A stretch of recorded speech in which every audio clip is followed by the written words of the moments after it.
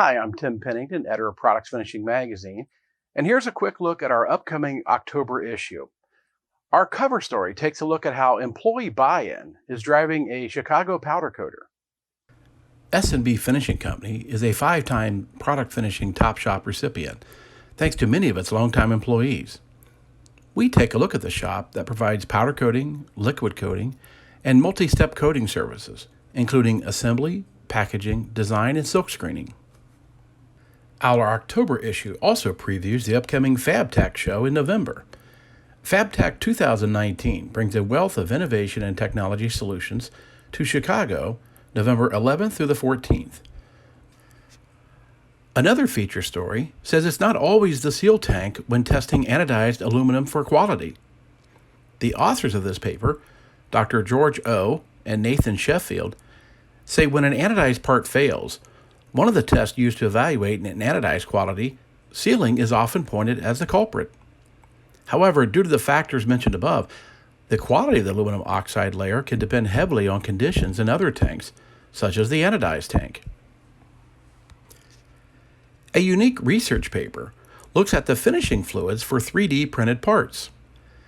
With the advancement of technologies and materials, Venetia Herdebeis from Microcare says 3D printing is now regarded as a viable alternative to the more conventional production methods. Her paper examines how choosing the correct binder jetting fluid plays a key role in the success of that process. In my Finishing Touch column, I'll tell you how the last of 2019 can be a time to catch your breath or speed up. Although business has been fairly good for many job shops in the plating and liquid and powder coating sectors, the fourth quarter is always a good time for that pep talk to sales staff and managers to maybe push through more orders and finish the year even stronger. In his Never Finished column, Matthew Kirchner explains the art of conference call surveillance.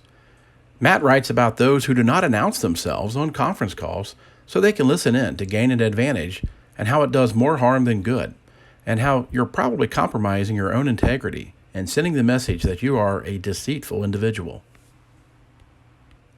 Gardner Intelligence's Michael Guckes says the finishing index makes progress back towards 50. Michael says that the leading finishing index is 48.2, indicating that overall business conditions contracted for a second month, but at a slower rate than previously recorded. Remember, you can read all of these stories at pfonline.com. You can also sign up for our weekly newsletter that'll bring you all the latest finishing news and information to your inbox each week. I'm Tim Pennington with Products Finishing Magazine, and thanks for watching.